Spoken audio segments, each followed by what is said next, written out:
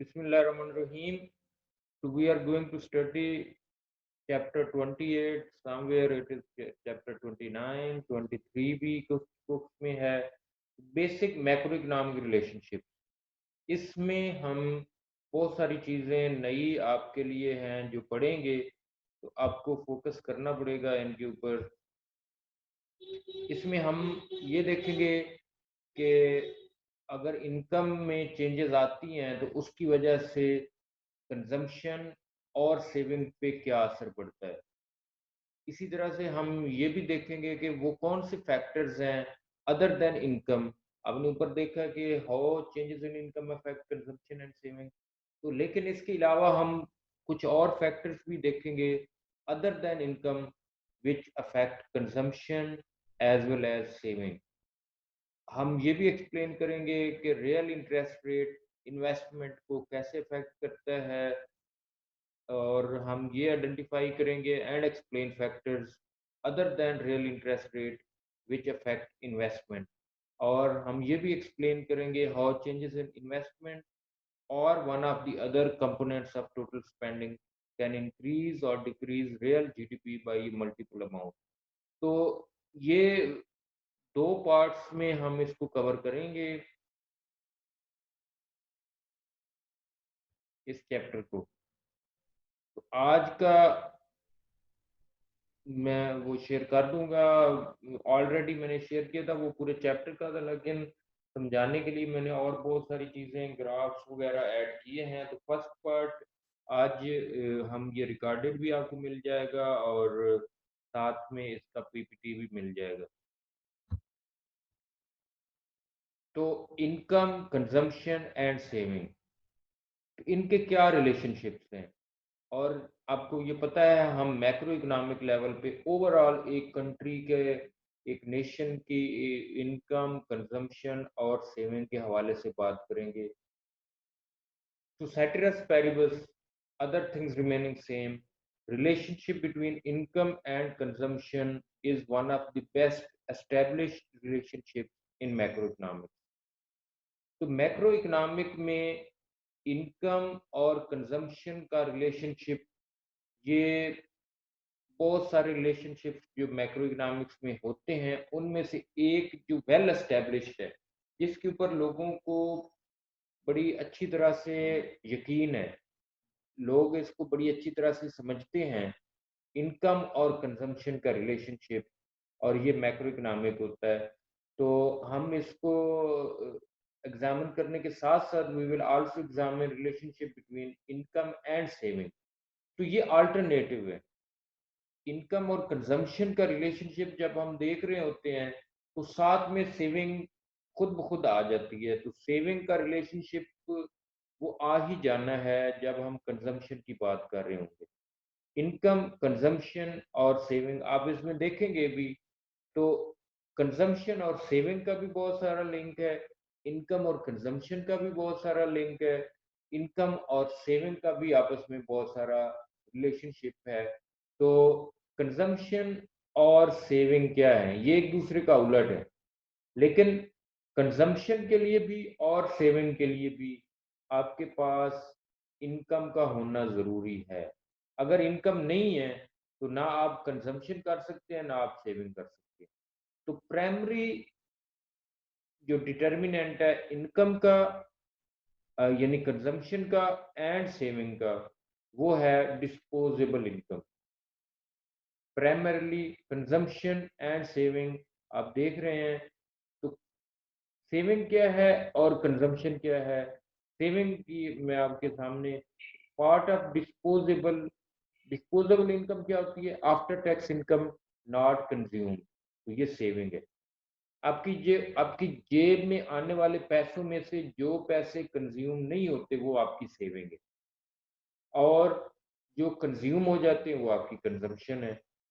तो कंज्यूम करने के बाद जो बच जाते हैं वो सेविंग है, और सेविंग करने के बाद सेविंग करने के बाद जो आपके पास पैसे बचते हैं वो आपकी कंजम्पशन के लिए यूज होने हैं. तो कंजम्पशन और saving both are determined by disposable income. तो आपकी जेब में अगर 1000 रुपये है तो 1000 में से अगर आप 900 खर्च कर देंगे तो ये कंजम्पशन है, 100 रुपये आपकी सेविंग है। इसी तरह से नेशंस का भी ऐसे ही होता है। अगर एक नेशन का टोटल इनकम, हम आगे चल के पढ़ेंगे, इनकम का नेशन के हवाले से जो डिटर्मिनेंट है या इंडिकेटर है वो है जीडीपी, रियल जीडीपी या जीडीपी। हम आगे इसको, पहले तो हम हाउस होल्ड की बात करेंगे, फिर हम इसको ले जाएंगे ऑन नेशनल बेसिस या ऑन ए वाइडर स्केल। तो वहाँ पे रियल जीडीपी को हम as an indicator of income लेंगे। तो सेविंग का प्राइमरी जो डिटर्मिनेंट है वो है डिस्पोजेबल इनकम। इसी तरह से कंजम्पशन का भी प्राइमरी डिटर्मिनेंट वो डिस्पोजेबल इनकम है। डी आई लिखा हुआ है तो इसको, इसका मतलब है डिस्पोजेबल इनकम। और सेविंग का डायरेक्ट रिलेशनशिप है with disposable income. Saving is equal to disposable income minus consumption. तो लेकिन आप ये भी सोच सकते हैं, सेविंग का कंजम्पशन के साथ इंटरेक्ट रिलेशनशिप है। अगर कंजम्पशन ज्यादा होगी सेविंग कम होगी, कंजम्पशन कम होगी सेविंग ज्यादा होगी।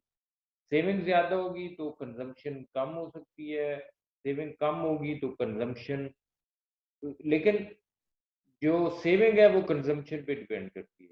कंजम्पशन सेविंग के ऊपर इतना ज्यादा डिपेंड नहीं करती जितनी सेविंग कंजम्पशन पे डिपेंड करती है। ये आगे चल के आपको क्लियर भी हो जाएगा, क्योंकि आपके पास सेविंग ना भी हो तो आप कंजम्पशन करते हैं बाय टेकिंग लोन और थ्रू बारविंग। ये चीज हम आगे चल के देखेंगे। तो सेविंग जो है वो कंजम्पशन के साथ उसका तो इनडायरेक्ट रिलेशनशिप है, लेकिन कंजम्पशन का सेविंग के साथ हम रिलेशनशिप नहीं बता सकते। तो इसलिए हम, हमारे पास जो सेविंग का रिलेशनशिप है वो है डिस्पोजेबल इनकम माइनस कंजम्पशन। ये आप देख रहे हैं। तो saving has a direct relationship with disposable income. इसी तरह से जो कंजम्पशन शेड्यूल है या कंजम्पशन का जो फंक्शन है वो क्या होता है, it is planned house hold spending. तो यहाँ पे हम यही देखेंगे कि लोग कितना कंज्यूम करने जा रहे हैं। सेविंग शेड्यूल क्या होता है, वो है डिस्पोजेबल इनकम माइनस कंजम्पशन। तो ये जरूरी नहीं है, मैंने जैसे बताया है कि डिस्पोजेबल इनकम ज्यादा होगी तो कंजम्पशन उससे कम हो सकती है। Also this saving can offer, तो ये भी है कि आपकी डिस्पोजेबल इनकम कम है लेकिन आपकी कंजम्पशन ज्यादा है, इसको हम बोलते हैं डिस सेविंग। और वो कब होगी, जब आप उधार ले रहे होंगे, तो ये नेगेटिव सेविंग है, डिस सेविंग है।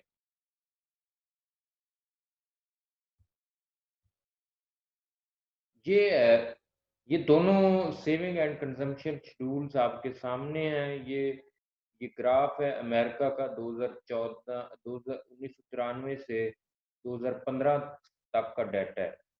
एक रेड लाइन है और दूसरी ग्रीन आप कह लें लाइन है।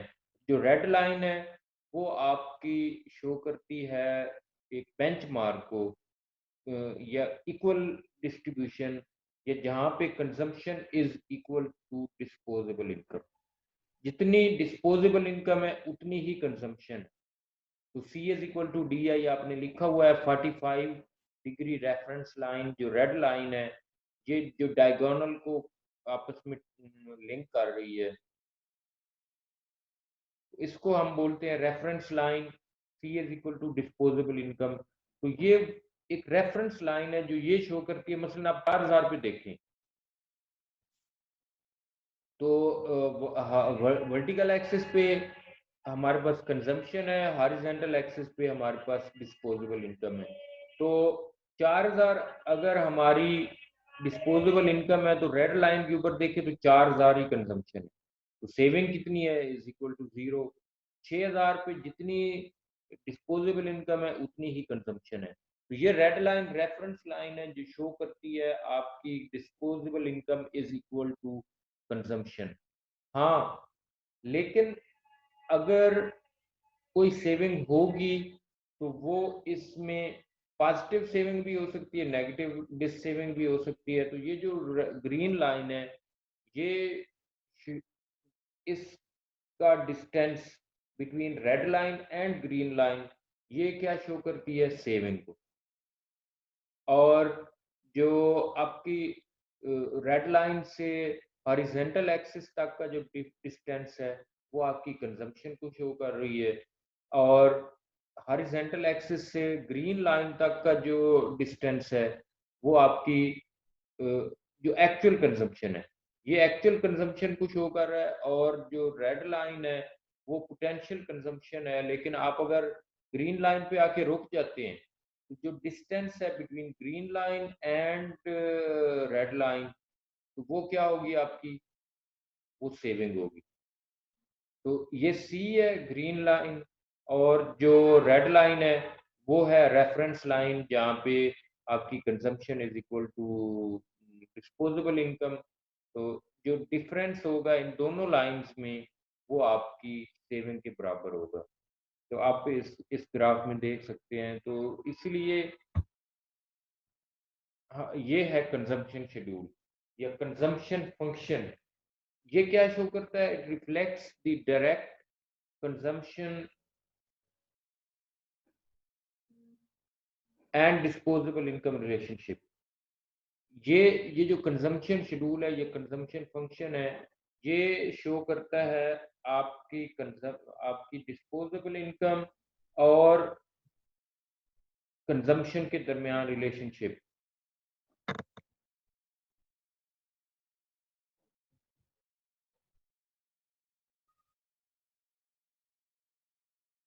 कंजम्पशन फंक्शन या consumption schedule shows the direct relationship between disposable income and consumption। तो आप इधर देख रहे हैं,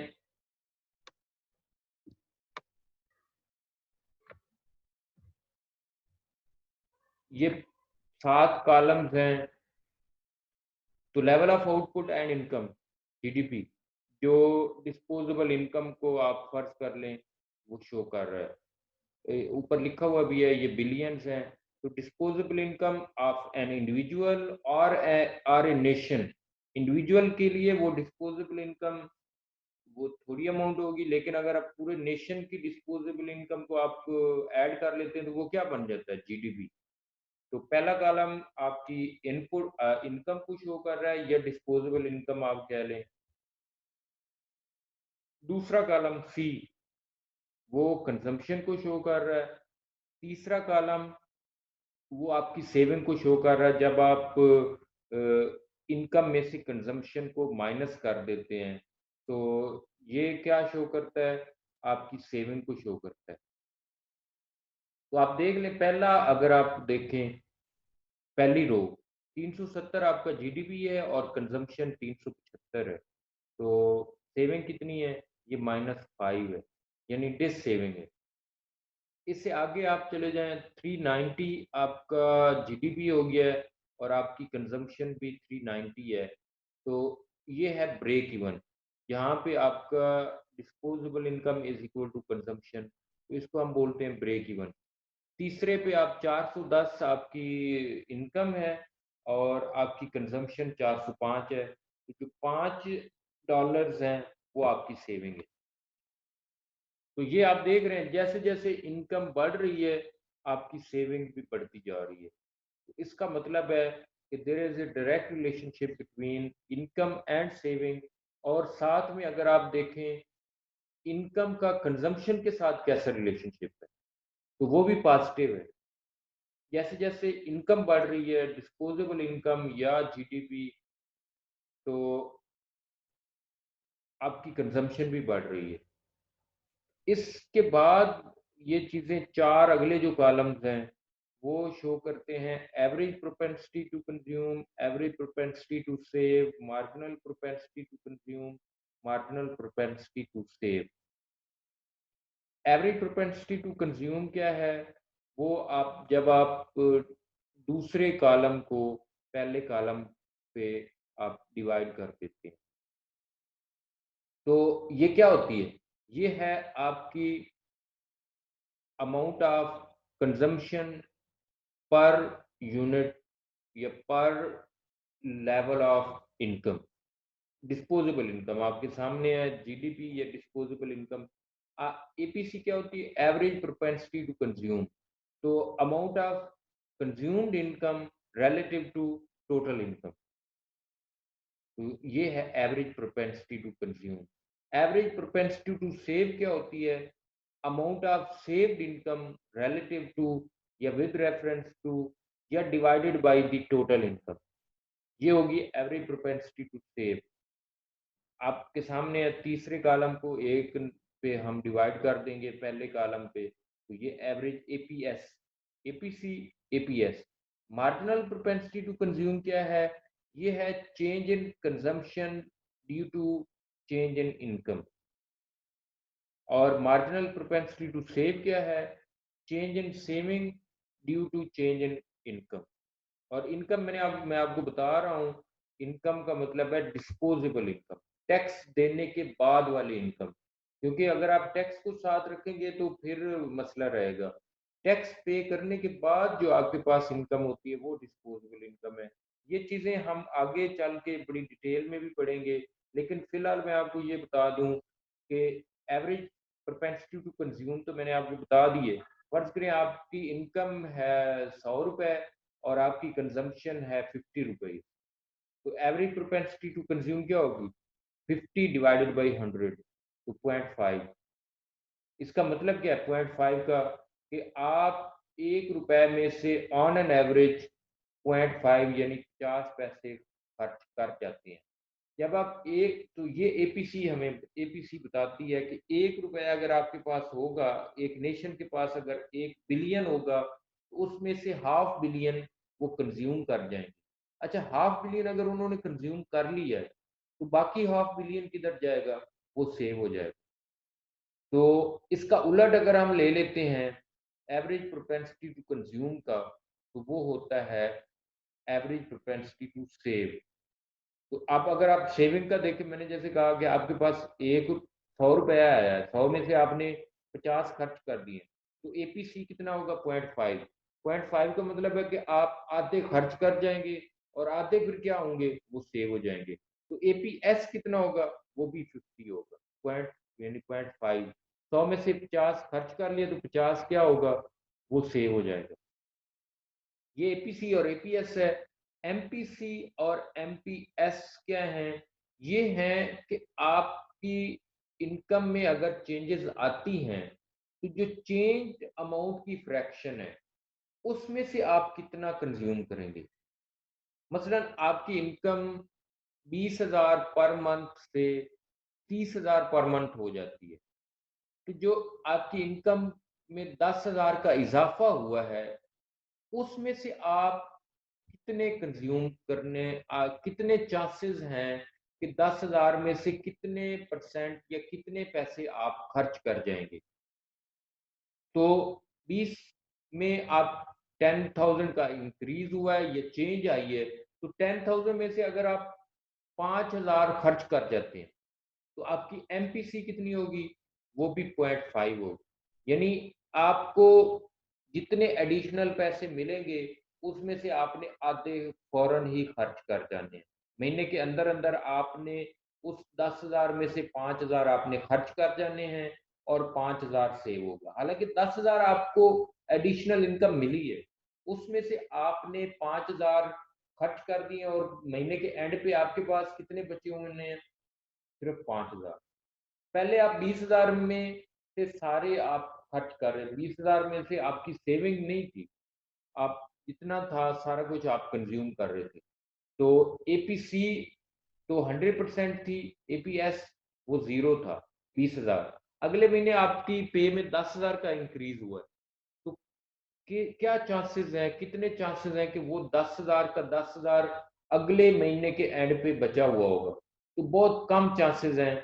और जब महीने के एंड पे आपसे पूछेंगे या पता चलेगा, तो ये क्लियर होगा, ये पता चलेगा कि जी आपके पास आपकी इनकम तो 10,000 बढ़ी है, लेकिन आपके पास सेविंग 5,000 की है। तो 5,000 आपने कंज्यूम कर दिया है। वो जो इंक्रीज्ड इनकम है या चेंज इनकम का आपने 50% कंज्यूम कर दिया है और 50% क्या हुआ है, वो सेव हो गया है। तो MPC change change consumption due to change income. फिर एमपीएस फिर क्या होगा, change in saving due to change in disposable income. तो ये भी इसका उलट है, एमपीसी का उलट है एमपीएस। तो ये दोनों मिलके आगे ये आ रहा है, आप लोग देखेंगे, आप इसको कैलकुलेट भी कर सकते हैं। ये देखें, ब्रेक इवन इनकम मैंने ऊपर आपको बताया 390 बिलियन, रो 2। तो this is the income level at which households plan to consume their entire income. तो C is equal to D I दूसरी रो में आप देख रहे हैं। यहाँ पे आप, ये है इस टेबल का ये ग्राफ बना हुआ है, ये इस टेबल का ग्राफ बना हुआ है। इसको मैं एक दफ़ा ये कर लूँ या चलें, ये आप फिगर आप देख रहे हैं, कंजम्पशन एंड सेविंग शेड्यूल। तो ग्रीन लाइन आपको याद है, सी से हमने शो किया था, ये कंजम्पशन को शो कर रहा है, और जो ब्लैक लाइन है वो सेविंग को शो कर रहा है। तो 390 भी आप देखें, ये दोनों बराबर है। 390 से पहले क्या है, डिस सेविंग है, सेविंग आपकी नेगेटिव है, यानी कंजम्पशन ज्यादा है और सेविंग सेविंग कम है। आप देख सकते हैं 390 से पहले -5 था, तो ब्लैक लाइन सेविंग को शो कर रही है और जो ग्रीन लाइन है वो कंजम्पशन को शो कर रही है। तो 390 पे आप देख रहे हैं दोनों बराबर हैं। तो सेविंग इज इक्वल टू यानी consumption is equal to disposable income. और ये वही वाली 45 लाइन के ऊपर वो पॉइंट था जहाँ पे बाकी पॉइंट्स उसके अलावा हैं। तो सेविंग कहाँ से शुरू होगी, ब्रेक इवन से। तो आप देख रहे हैं इसके बाद सेविंग बढ़ रही है क्योंकि कंजम्पशन आपकी डिस्पोजेबल इनकम से कम हो गई। तो हम सिर्फ अगर कंजम्पशन की बात करें तो कंजम्पशन शेड्यूल आप देख रहे हैं 390 के बाद वो इनकम के साथ साथ जो आपकी कंजम्पशन है वो बढ़ती जा रही है। इसी तरह से नीचे अगर आप आ जाएं तो सेविंग का शेड्यूल भी आप देख सकते हैं। तो ये जो डिफरेंस है ग्रीन लाइन और ब्लैक लाइन के दरमियान में, ये आपकी सेविंग है। तो आप देख सकते हैं ये रेड लाइन नीचे वाले ग्राफ में वो सेविंग को शो कर रहा है, 390 से सेविंग आना शुरू हुई है और आप देखें 410 पे 5 बिलियन की सेविंग थी। इसी तरह आगे जैसे जैसे आपकी डिस्पोजेबल इनकम बढ़ रही है आपकी सेविंग भी बढ़ रही है। तो there is direct relationship between income and saving and income and consumption. जो हमने ऊपर ग्राफ बनाया था उसी जो टेबल था उसी में से ये हमने ग्राफ आपके सामने। तो ये है एवरेज प्रोपेंसिटी टू कंज्यूम और average propensity to save. Average propensity to consume मैंने आपको थोड़ा सा पहले बता दिया है, fraction of total income consume. तो आपकी टोटल इनकम में से कितना आप कंज्यूम करते हैं यही बताता है। अगर एपीसी, मैंने जैसे बताया आपके पास आपकी इनकम है 10,000 और उसमें से आप 8,000 कंज्यूम कर जाते हैं, तो 8,000 डिवाइडेड बाई 10,000 ये 0.8 आएगा। 0.8, तो 0.8 ये फ्रैक्शन है 1 का। इसका मतलब है एक में से 0.8 आप कंज्यूम कर जाएंगे, तो जो 0.2 है वो आपकी सेविंग होगी। तो fraction of total income consumed क्या होगा, 0.8, और fraction of total income saved क्या होगा, वो 0.2 होगा। तो एपीएस और APC, average propensity to save, is equal is the fraction of total income saved. ये आपके सामने इसके फार्मूला भी दिया हुआ है, एपीसी का consumption over income, APS saving over income. तो इन दोनों को आप देखें, कंजम्पशन की एपीसी कितनी आई है 0.8, तो सेविंग एपीएस कितनी आएगी 2000। 8 10,000 में से 8,000 कंज्यूम कर लिए तो बाकी कितने बचे 2,000। तो 2,000 बटा 10,000 करेंगे तो 0.2। 0.8 है एपीसी, तो पॉइंट एपीएस क्या है 0.2। दोनों को आप जमा करें तो ये एक के बराबर आते हैं। तो ये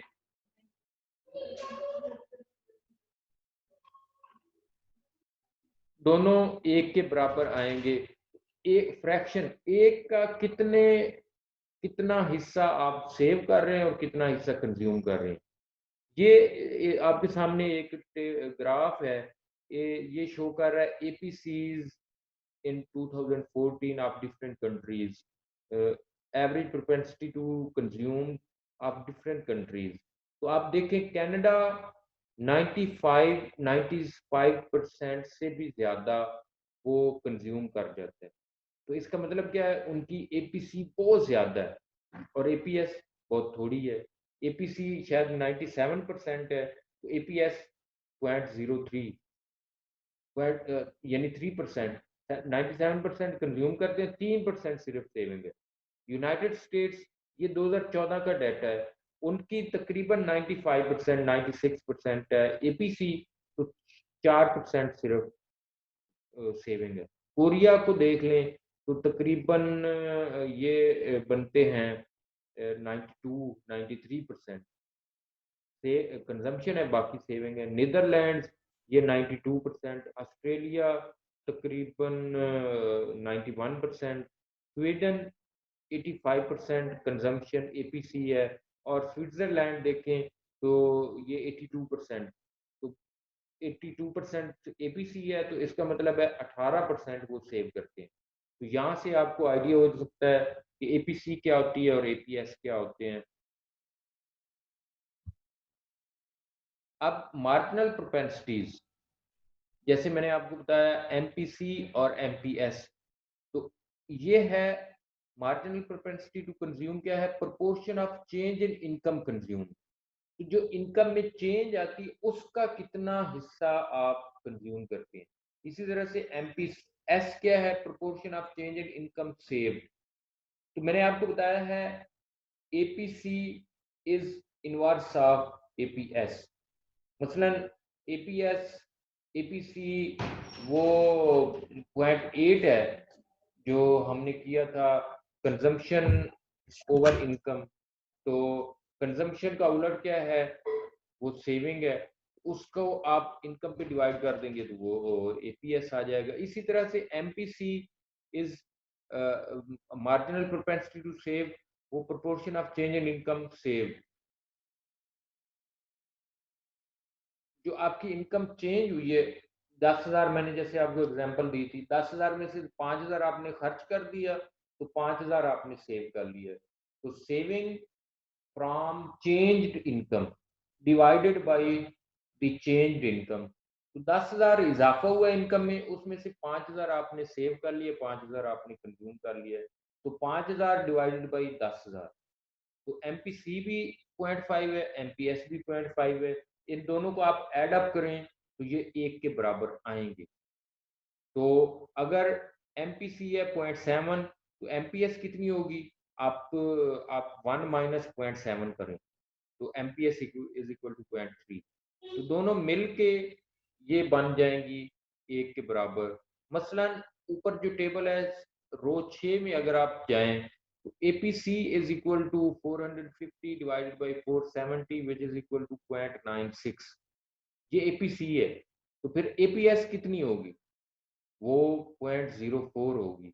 आप किसी आप 450 ओवर 470 आप ऊपर, तो 1 में से माइनस करें 0.96, तो ये एमपीएस आ जाएगा। या फिर एपीसी कंजम्पशन है 450 डिवाइडेड बाई 470, टोटल इनकम 470 है, कंजम्पशन 450 है, तो सेविंग कितनी है 20 की। तो 20 को आप 470 पे डिवाइड कर लें, फिर भी जवाब 0.04 आएगा। आप 1 में से 0.96 माइनस कर लें, फिर भी जवाब 0.04 आएगा। अब आप एमपीसी और एमपीएस भी आप कैलकुलेट कर सकते हैं उस टेबल में, लेकिन उसमें आपको चेंज की तरफ जाना पड़ेगा। दो लेवल्स में आपको देखना पड़ेगा। एक पॉइंट के ऊपर आप रो 6 से रो 7 पे जाते हैं, तो फिर आप एमपीसी और एमपीएस आप फाइंड कर सकते हैं। जो एमपीसी और एमपीएस हैं, ये स्लोप्स हैं of consumption and saving schedules. तो ये आपके सामने, आपको पता होगा स्लोप क्या होता है?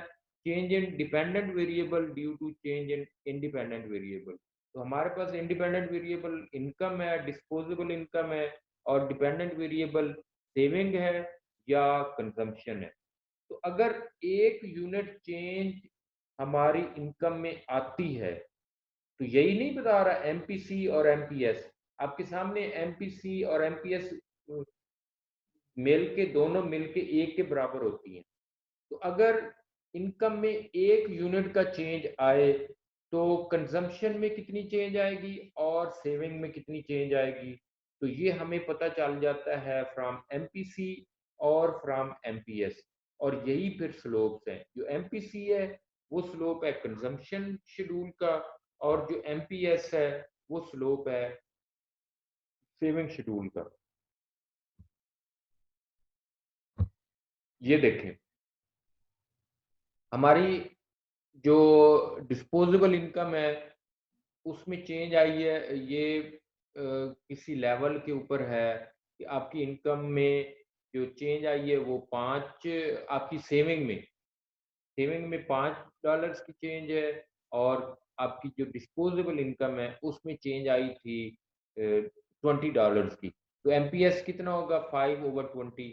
तो यानी आप देखिए, $20 डिस्पोजेबल इनकम में चेंज आए तो आपकी सेविंग हो जाती है $5। $20 चेंज हो, यानी आपको $20 एक्स्ट्रा मिले, तो आपकी सेविंग कितनी होगी उन 20 में से? $5। तो एमपीएस क्या बताती है या स्लोप क्या होता है? वो बताता है एक के लिए। तो अगर 20 के लिए $5 बचा रहे हैं आप, 20 में से 5 बचा रहे हैं, तो जो एमपीएस है वो हमारे लिए ये शो करता है कि आप एक में से कितने बचाएंगे।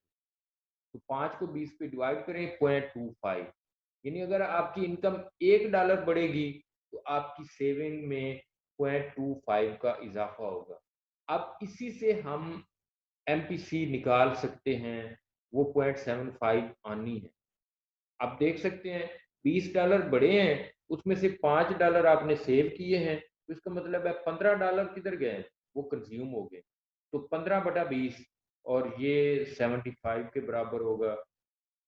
ये देखिए, तो 0.75, तो दोनों को आप ऐड अप करें तो ये एक के बराबर है। ये मैंने आपको बताया स्लोप, और स्लोप हमेशा होता है change in dependent variable due to 1 unit change in independent variable. तो एमपीसी आपके सामने आ रहा है, 20 में से आपने $15 कंज्यूम कर दिए, 20 में से 15 किए हैं। तो जो एमपीसी है वो हमें बताता है $1 के लिए। यानी अगर इनकम आपकी 1 यूनिट बढ़ेगी तो कंजम्पशन कितनी बढ़ेगी? तो वो 0.75 बढ़ जाएगी। अगर आपको $1 एक्स्ट्रा मिल जाए तो उसमें से